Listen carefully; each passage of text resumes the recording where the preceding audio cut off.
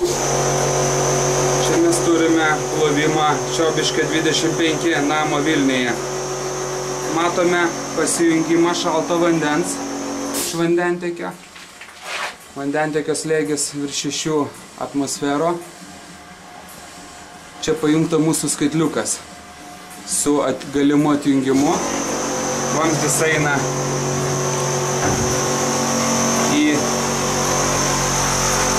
šilumos mazgą, kuris prijungtas yra prie kompresorio. Šiuo metu kompresorius dirba pulsavimo režimu oro padavimo. Turim apie 55-54 litrus per minutę padavimo vandens litro. Taip. Ir laidas prijungtas.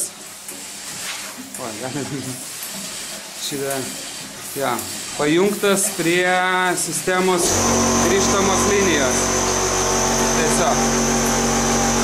O iš tiekiamos linijos yra vamzdis pajungtas į drenažą, į kanalizaciją.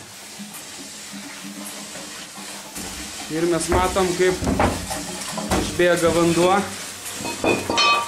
Dabar jau šiek tiek jis švaresnis pasidarė, bet pradžioje varė su dideliu purvu, rudos spalvos.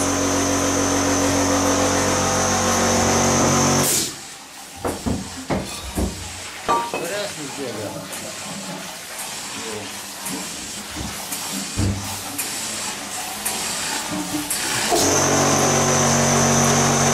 Čia galima matyti, kaip dozuojama yra oras.